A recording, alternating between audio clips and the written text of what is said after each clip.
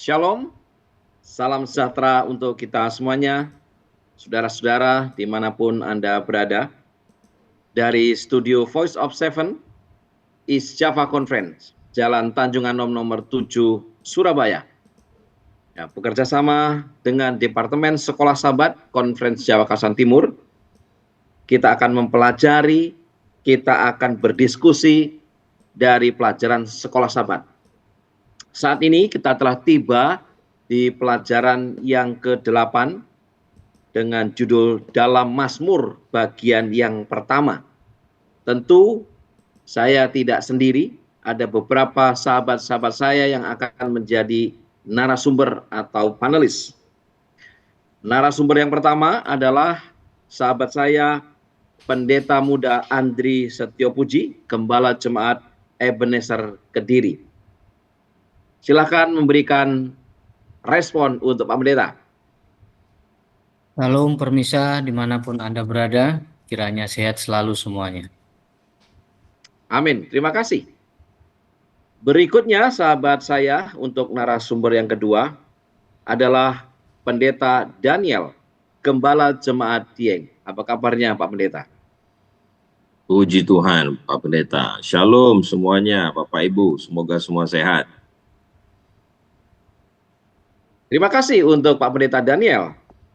Saudara-saudara, sebelum kami membahasnya, kami memberikan informasi untuk pelayanan doa, untuk kunjungan atau perlawatan, untuk Bible study.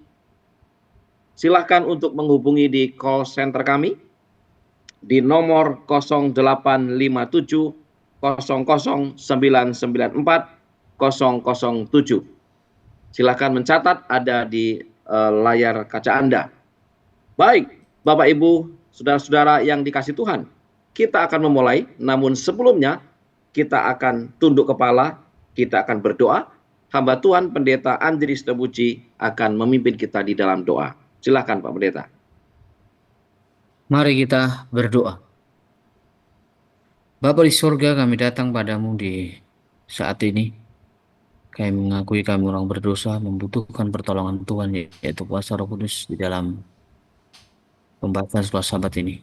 Kiranya Roh Kudus saja yang memimpin kami, sehingga pembahasan ini pun boleh memberkati pemirsa, dimanapun mereka yang mendengarkan dan mengikutinya. Terima kasih banyak ya Tuhan, di dalam nama Yesus kami berdoa. Amin. Saudara, pada pelajaran ini dalam Mazmur bagian pertama, ayat inti terdapat di dalam Wahyu pasal 14 ayat yang ke-1. Dan aku melihat sesungguhnya anak domba berdiri di Bukit Sion dan bersama-sama dengan dia 144.000 orang, dan di dahi mereka tertulis namanya dan nama Bapanya. Nah, saudara-saudara yang kasih Tuhan, kita akan belajar tentang simbol, tentang gambaran atau kiasan dari buku Wahyu. Kita akan mempelajari beberapa hal penting berkaitan dengan Wahyu pasal 15, Wahyu pasal 24, pasal 51, dan Mazmur pasal 15, Mazmur pasal 24, Mazmur pasal 51, dan Mazmur 122. Nah, kitab Mazmur ini adalah kitab yang di paling tengah. Dan kita tahu di sana ada juga gambaran-gambaran yang sangat penting untuk kita mengerti bagaimana dengan pekerjaan keselamatan melalui Yesus Kristus. Untuk bagian yang pertama, di pelajaran hari Minggu sampai dengan Selasa, hamba Tuhan Pendeta Andri Setiopuji yang akan meringkaskannya untuk kita semuanya. Kami persilahkan Pak Pendeta. Terima kasih untuk kesempatan yang diberikan. Kita tiba pada pelajaran di hari Minggu yang berjudul Imam Besar Kita. Di dalam Keluaran 25:40, di mana Tuhan memerintahkan Musa untuk membuat yang namanya bait suci, yang mana contohnya adalah menurut contoh yang ada di bait suci surga. Dan di dalam bait suci di dunia pada waktu zaman bangsa Israel, ditunjuklah seorang imam besar, yaitu Harun. Dalam bait suci, baik perabot-perabotnya, imam dan imam besar dan lain sebagainya, upacara-upacaranya semuanya merujuk kepada Yesus, termasuk imam besar Harun di sana. Nah, dalam upacara bait suci ini, 1 kali 1 tahun ada namanya upacara Hari Grafirat atau Hari Pendamaian, yang mana hanya imam besarlah yang boleh masuk melayani di sana untuk melakukan Hari Pendamaian bagi seluruh bangsa Israel. Dan menurut pelajaran dari bait suci ini, imam besar ini sesuai dalam Ibrani 9 ayat 11 sampai 15 itu adalah gambaran daripada Yesus yang adalah imam besar agung. Nah, Yesus menjadi imam besar sekarang ini, dia menjadi perantara dan dia melakukan pelayanan pendamaian Hari Grafirat yang mana demi kepentingan kita. Kenapa dia menjadi seorang imam besar? Karena kehidupan Yesus itu yang tidak berdosa dan dia menjalani kehidupan yang taat sempurna, sehingga dia pun boleh menjadi korban sekaligus imam besar di sana. Kemudian hubungannya dengan buku Mazmur, dalam Mazmur 122, di sana ada tentang rumah Tuhan di sana. Daud menulis, yang mana semuanya itu juga kalau diperhatikan ada beberapa tema-tema tentang penghakiman, pendamaian, pujian syukur, dan kesejahteraan dan sebagainya. Jadi ya, hari penghakiman, hari pendamaian, 1 kali 1 tahun imam besar masuk ke bilik maha suci adalah fungsinya untuk penghakiman, yang mana bangsa Israel itu akan dihakimi ketika mereka melakukan yang namanya pengakuan dosa dan bahkan mereka tidak didapati dosa, mereka boleh selamat. Dan menurut Mazmur 122 ini, nyatalah bahwasannya peran Yesus sekarang ini juga melakukan penghakiman sebagai imam besar.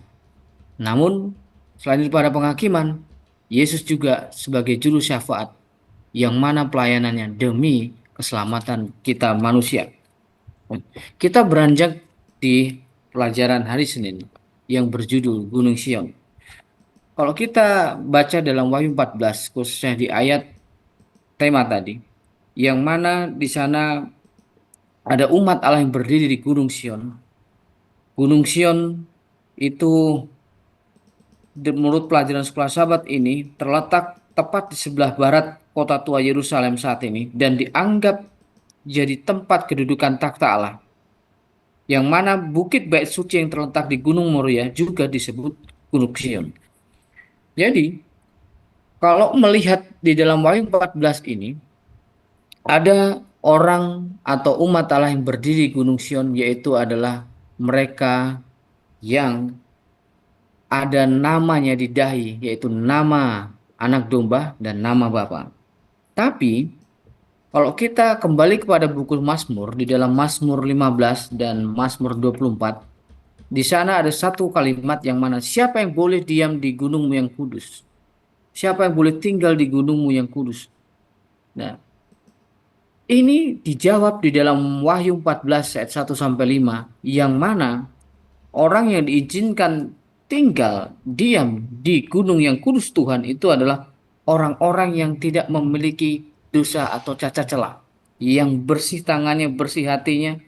Namun faktanya, saudara, kita sebagai manusia jauh daripada kriteria yang ada di dalam Mazmur 15 dan Mazmur 24 ini, ataupun di dalam Wahyu 14 ini. Kita jauh kriterianya, jauh daripada sempurna. Tapi di Wahyu 14 kita tahu bahwa di sana ada anak domba. Anak domba yang mana yaitu merujuk kepada Yesus. Itulah yang memampukan umat-umat Allah nantinya boleh berdiri di gunung kudus Tuhan ini. Nah, anak domba yaitu Yesus Kristus ini yang sempurna, yang menggantikan tempat kita, yang mana ketika kita percaya kebenarannya yang sempurna itu dikreditkan kepada kita oleh iman. Jadi ketika kita menerima Yesus dan mengimani Yesus, kebenaran yang sempurna dari Yesus ini akan dikreditkan kepada kita sehingga kita itu diperhitungkan benar di hadapan Allah. Dan ini adalah sebuah janji yang sangat luar biasa bahwasanya kita orang berdosa itu diberikan sebuah hak istimewa untuk percaya kepada Yesus. Dan ketika kita percaya, kita memiliki satu keistimewaan yaitu nanti boleh berhak berdiri di atas gunung kudus Tuhan ketika kita percaya kepada Tuhan karena kebenaran Kristus yang dikreditkan ini. Di hari Selasa, berjudul Hukum di Hati Kita. Masih kepada Wahyu 14 ayat 1 sampai 5 ini. Di sana dikatakan ada umat yang sisa yang berkumpul di Sion, yang dimana nama anak domba dan nama Bapa itu terukir di dahi umat tersebut. Ini bukanlah hal yang literal, ya, dan ini bukanlah nama yang berbeda antara Bapa dan anak domba, karena Yesus sendiri adalah sebenarnya gambar dari Bapa itu sendiri. Jadi berbicara nama, nama itu identik dalam Alkitab adalah menyangkut tentang karakter. Dalam artian bahwa ketika ada di dalam dahi, terukir dalam dahi, artinya nama itu ada dalam pikiran daripada umat-umat Allah. Jadi karakter umat-umat Allah ini, kalau kita lihat, ini yang membuat istimewa dari Wahyu 14 di mana umat Allah berdiri di Gunung Kudus ini bersama anak domba, karena mereka memiliki karakter Allah di sana. Keluaran 33 ayat 18 sampai 23, Keluaran 34 ayat 1 sampai 7 dan Mazmur 119 ayat 55. Kemuliaan Allah adalah tentang karakter Allah. Dan karakter Allah itu identik dengan yang namanya 10 perintah Allah. Karena 10 perintah Allah adalah transkrip dari karakter Allah tersebut.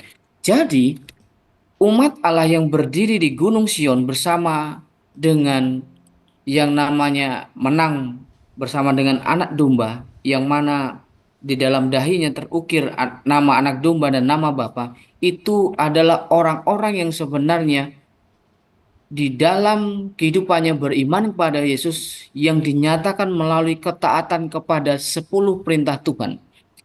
Dan ini menegaskan bahwasannya bahwa tidak ada yang mana di dalam kehidupan kita ketika kita percaya kepada Tuhan, hukum-hukum Tuhan itu harus dikesampingkan.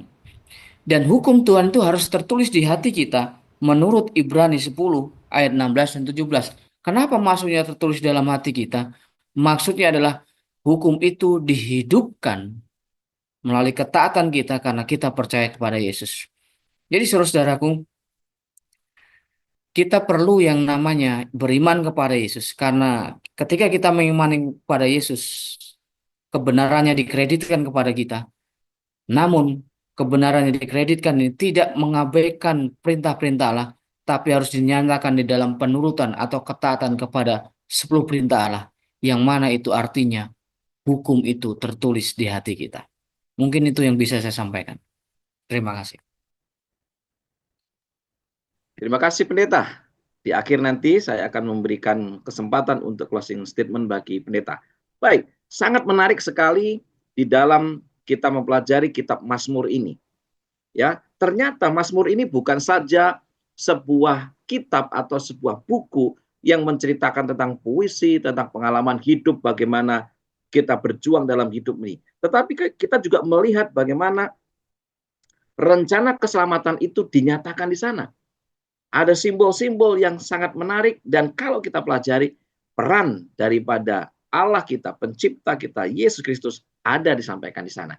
Cerita-cerita atau kisah-kisah yang menarik apalagi yang perlu kita perhatikan, perlu kita cermati. Mari kita melanjutkan akan pelajaran ini dari hari Rabu, Kamis, dan Jumat. Kami berikan waktu kepada hamba Tuhan Pendeta Daniel. Baik, shalom. Selamat berjumpa kembali. Terima kasih Pendeta dan Sis kesempatan diberikan dan juga Pendeta Setio Puji yang tadi sudah menyampaikan di awal. Bapak Ibu Saudaraku yang kasih, kita percaya bahwa sebagaimana yang tadi sudah dinyatakan oleh Pendeta Andri, bahwa di dalam Wahyu pasal 14 menyinggung tentang panggilan untuk menyembah Allah yang benar. Nah, menarik sekali sebab disebutkan di dalam di dalam Mazmur, terkhusus di dalam Mazmur pasal 5, seruan untuk menyembah Allah ini juga ada. Itu sebabnya saya ingin bacakan dalam Mazmur 5, ayatnya yang ke-8 demikian firman Tuhan. Tetapi aku, berkat kasih setiamu yang besar, aku akan masuk ke dalam rumahmu, sujud menyembah ke arah baitmu yang kudus, dengan takut akan engkau. Menarik disebutkan di sini tentang tulisan Daud, menyatakan bahwa dia ingin datang mendekat ke hadirat Allah di dalam bait sucinya, dan sujud menyembah kepadanya. Di zaman sekarang ini, sulit sekali kita dapati orang-orang yang masih mau mencari Allah. Kalau saudara perhatikan, dunia sudah begitu sekuler. Dan bukan hanya itu saja. Kita percaya bahwa panggilan untuk menyembah Allah ini sudah jarang sekali digaungkan sekarang ini. Karena manusia lebih banyak condong kepada dunia. Daud memberikan perbedaan antara mereka yang hilang dengan mereka yang telah ditebus. Maka yang dikatakan tadi, walaupun saudara dan saya kita ini berada di dalam dunia yang terus-menerus berubah sekarang ini, kita percaya bahwa Allah masih bekerja untuk keselamatan umatnya. Jadi kita perlu bersyukur. Kenapa begitu? Karena Tuhan tidak pernah meninggalkan kita. Di dalam Wahyu dinyatakan, panggilan ini adalah untuk menolong kita supaya kita meninggalkan dunia dan bisa mencari dan mengutamakan Allah sebagai yang pertama dan utama dalam kehidupan kita. Saya ingin bagikan kesaksian sedikit tentang pengalaman saya kemarin ketika memimpin sebuah acara inti di acara PA. Saya tidak menyangka bahwa satu bahagian acara yang saya akan bagikan ini berkaitan dengan Bani Kedar. Ini dihadiri oleh salah satu anggota jemaat yang ternyata suaminya yang notabene dari Bani Kedar ingin ikut masuk ke gereja bersama dengan istrinya. Dan dia tanya, apa boleh saya ikut ibadah PA di gerejamu? Oh boleh, tapi ini kami akan membahas tentang Bani Kedar. Oh ya, enggak apa-apa. Jadi begitu sampai di gereja, ibu ini sampaikan, Pak Pendeta, suami saya ingin ikut acara PA. Saya yang tidak siap waktu itu untuk menerima kedatangan tamu seorang Bani Kedar cukup syok. Karena yang akan saya bahas adalah tentang Bani Kedar. Saya bilang, ya Tuhan, berarti ini rencanamu. Jadi masuklah ya Bapak ini ya, dan ternyata di dalam gereja di acara PA itu ada juga seorang muda dari Bani Kedar yang masuk. Jadi ada 2 dari Bani Kedar. Dan satu peserta PA menanyakan di akhir hampir tutup sahabat, setelah saya membahas cukup panjang tentang materi yang saya sampaikan, dia katakan, saya masih belum paham tentang penebusan. Ini doktrin bagaimana penebusan. Bagaimana orang Kristen percaya dengan adanya penebusan. Nah, Bapak Ibu Saudara yang kasih dalam Tuhan, saya bersyukur ada yang menanyakan pertanyaan itu. Dalam pelajaran sekolah sahabat kita belajar tentang yang tadi Pendeta Andri sampaikan, bahwa kita yang berdosa ini tidak harus mati. Kenapa? Karena ada seseorang yang rela menggantikan posisi kita.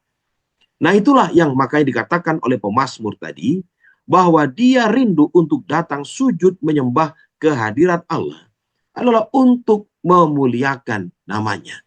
Karena dia sadar bahwa dia adalah salah satu dari mereka yang telah ditebus. Kenapa saya katakan begitu? Karena ada perbedaan antara yang hilang dengan yang telah ditebus. Mereka yang hilang dan tidak pernah kembali adalah mereka yang tidak akan pernah merasakan keselamatan itu. Tapi mereka yang hilang dan menyadari bahwa mereka hilang, maka Allah yang penuh kasih itu telah menyediakan jalan keselamatan bagi mereka. Jadi saya sampaikan di acara PA sore itu, bahwa di dalam Quran dan juga di dalam ajaran yang diimani oleh saudara-saudara kita Bani Kedar, tidak ada tempat bagi penebusan. Siapa yang berbuat dosa, dialah yang harus mati. Dan orang ini bertanya, doktrin macam apa ini katanya? Masakan saudara-saudara kita yang berbuat dosa, kita yang mencuri, kita yang maling, masa Yesusmu yang mati? Itu doktrin yang tidak masuk akal dan tidak adil. Saya katakan, itulah kekristenan, saya bilang. Kenapa begitu? Karena saat saudara dan saya kita berada dalam yang namanya keadilan dunia dalam tanda kutip, siapa yang mati? Siapa yang berbuat dosa, dia yang harus mati. Tetapi kekristenan percaya bahwa apa yang normal bagi dunia, kita yakini abnormal bagi Allah. Kenapa begitu? Karena yang mati, yang harusnya mati, tidak harus mati. Karena Yesus telah menggantikan posisi kita. Pengajaran tentang substitut atau penggantian ini tidak ada di dalam Quran. Walaupun prinsipnya sebenarnya ada, tetapi mereka tidak memahaminya. Saya bawa mereka kepada pemahaman tentang Ibrahim yang menyerahkan anaknya, namun digantikan oleh seekor kambing. Jadi saya ingin rindu supaya kita benar-benar bisa memahami bahwa apa yang disebutkan di kitab Wahyu tentang seruan untuk menyembah Allah yang benar, ini sebenarnya harus didengungkan terus-menerus. Dan saudara dan saya, kita sebagai umat Tuhan yang mengerti dan memahami hal ini, harus mau menyampaikannya kepada mereka yang belum mengetahuinya. Jadi Bapak Ibu Saudaraku yang kasih dalam Tuhan, siang hari ini kita belajar bahwa sebenarnya keselamatan itu telah dijamin oleh Sang Khalik yang menjelma menjadi manusia dalam manusia Yesus Kristus. Itu sebabnya dikatakan tadi di dalam pelajaran sekolah sahabat kita bahwa orang berdosa telah ditarik kembali dari kematian dan diberi hak istimewa untuk berdiri di hadirat Tuhan. Lah siapa yang melayakkan manusia untuk berdiri tanpa dosa di hadapan Tuhan kalau bukan kebenaran Kristus yang membungkus kita? Itulah justification. Pembenaran ini terjadi kepada siapa yang menerima Yesus sebagai Tuhan dan Juru Selamat pribadi, yang berarti telah ditebus dari kematian. Bapak Ibu Saudara yang kasih, kitab Mazmur memberikan gambaran yang luar biasa tentang hal ini. Dan berikutnya, kita membahas tentang Mazmur pasal 51. Mazmur pasal 51. Secara khusus, di ayatnya yang ke-15, saya akan bacakan. Maka aku akan mengajarkan jalanmu kepada orang-orang yang melakukan pelanggaran, supaya orang-orang berdosa berbalik kepadamu. Indah sekali ayat ini. Kenapa pemazmur menuliskan hal ini? Karena kepeduliannya kepada sesama. Coba bayangkan, kalau saudara dan saya, kita mau membagikan sebuah kue yang kita pikir enak, tapi kita tidak pernah rasakan enaknya kue itu. Lalu kita sampaikan atau kita berikan kepada orang lain. Dan kita bilang, silahkan dimakan, enak kue ini. Padahal kita tidak pernah rasakan kue itu. Bagaimana kita bisa sampaikan bahwa kue itu enak? Kalau kita mau berikan kue yang enak kepada orang lain, makan dulu, rasa dulu, nikmati dulu.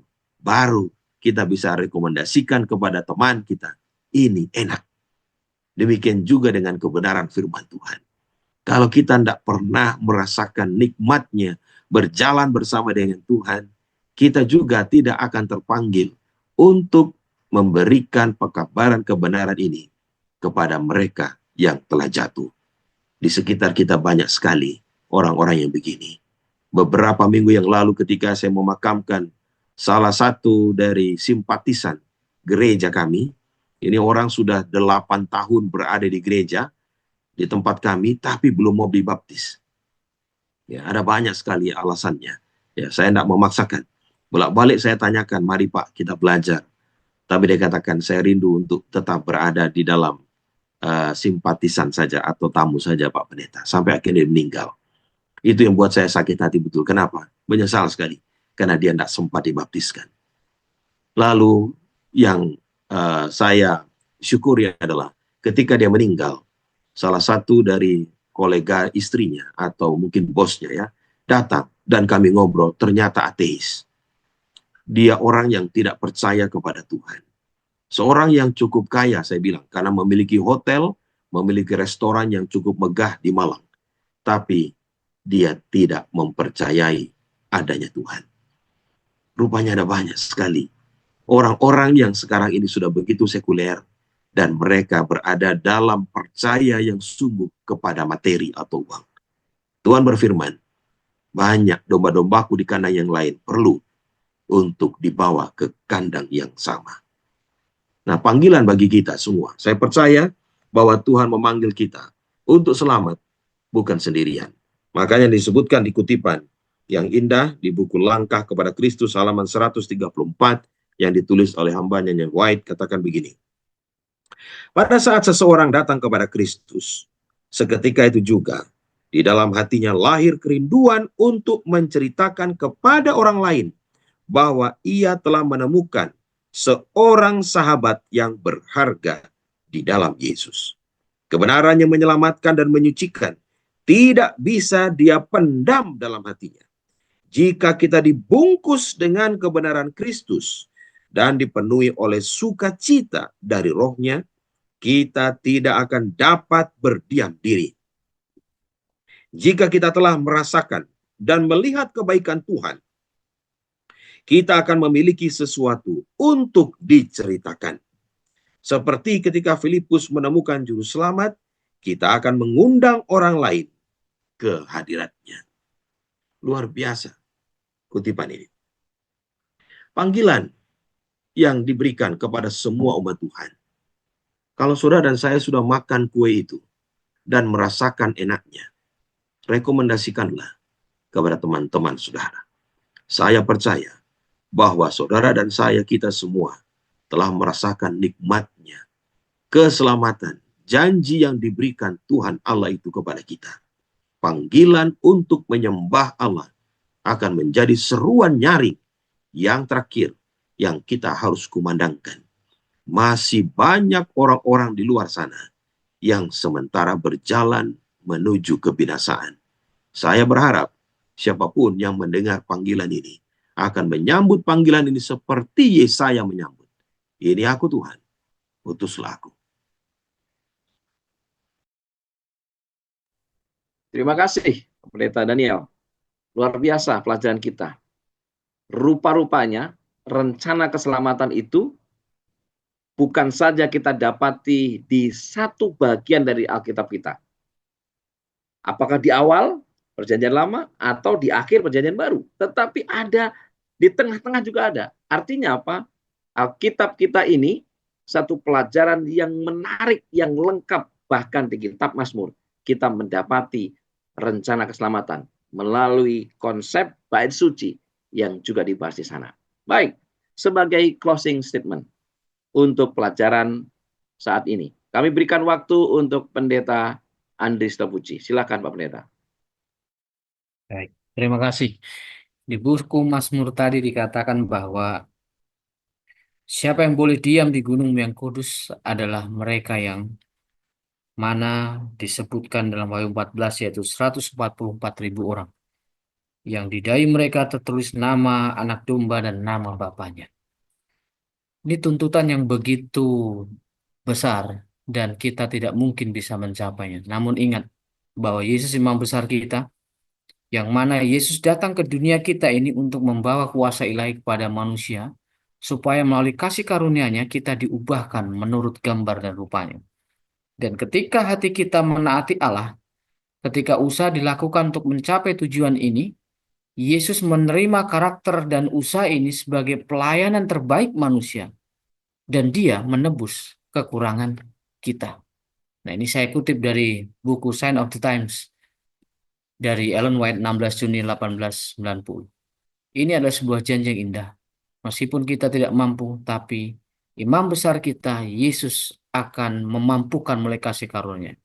Tetap beriman bahwasanya Yesus dapat menolong kita untuk mengatasi setiap pencobaan dosa yang menghampiri kita. Tuhan berkati kita semuanya. Terima kasih. Selanjutnya Pendeta Daniel, kami persilakan. Baik, terima kasih. Saya ingin menutup dengan sebuah ajakan dan panggilan. Bapak Ibu tentu mengetahui siapa Daud. Tidak ada yang bisa menyatakan bahwa dia adalah seorang yang 100% benar. Tapi Alkitab dengan jujur mencatat bahwa dia juga pernah jatuh, bahwa dia juga pernah bersalah.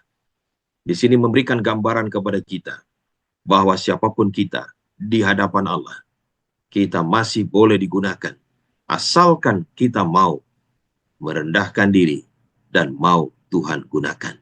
Daud manusia berdosa, tapi karena dia mau digunakan, maka Allah menyebutkan dia anaknya. Semoga Tuhan menolong kita agar bisa mengikuti jejaknya. Satu panggilan yang sangat luar biasa yang disampaikan dengan jelas oleh pemazmur melalui kitab Mazmur ini, dan ternyata di sana kita mendapati bagaimana Allah terus bekerja memberikan solusi dari masalah dosa kita, dan kita bersyukur kita boleh mempelajari pelajaran ini pada saat ini. Kita akan menutup pelajaran ini dan kita meminta Pendeta Daniel di dalam doa. Silakan Pak Pendeta. Kita berdoa. Bapa di sorga, kami sangat bersyukur untuk pelajaran yang begitu indah kami boleh pelajari dari kitab Mazmur saat ini. Kami percaya bahwa Tuhanlah yang menuntun para nabi untuk boleh menuliskan semua tulisan-tulisan yang indah, semua tulisan-tulisan yang dapat mengajak kami untuk datang sujud menyembah nama-Mu. Kami bersyukur karena Tuhan selalu menyertai kami. Tuhan berkarya untuk keselamatan masing-masing kami. Menjadi pengharapan kami. Siapapun yang mendengar pekabaran ini disampaikan akan boleh mencari Tuhan. Dan betapa kami rindu Tuhan boleh gunakan masing-masing kami mencari dan menyelamatkan yang hilang. Bapa, terima kasih untuk jaminan keselamatan yang Engkau telah berikan. Kami berharap apabila Engkau datang yang kedua kali nanti, tak seorang pun di antara kami yang akan ditinggalkan. Terima kasih Bapa. Jadilah kehendak-Mu dalam kehidupan kami, dalam nama Tuhan Yesus. Amin. Tentu saja kita bersyukur dan berterima kasih kepada dua narasumber kita, Pendeta Muda Andri Setiapuji dan Pendeta Daniel. Dan kita bersyukur kita akan terus mempelajari akan firman Tuhan melalui pelajaran Sekolah Sabat. Sebelum kita akan berpisah, saya kembali menghimbau, mengajak, dan memberikan kepada saudara, pemirsa dimanapun berada, jika ada kerinduan untuk belajar Alkitab, untuk permohonan doa, untuk kunjungan, atau apapun, biarlah saudara mengirimkan pesan melalui call center kami, di nomor 085700994007. Tentu tim kami akan merespon dan memberikan pelayanan yang bisa kami berikan. Terima kasih semuanya. Semoga ini menjadi berkat bagi kita. Tuhan memberkati.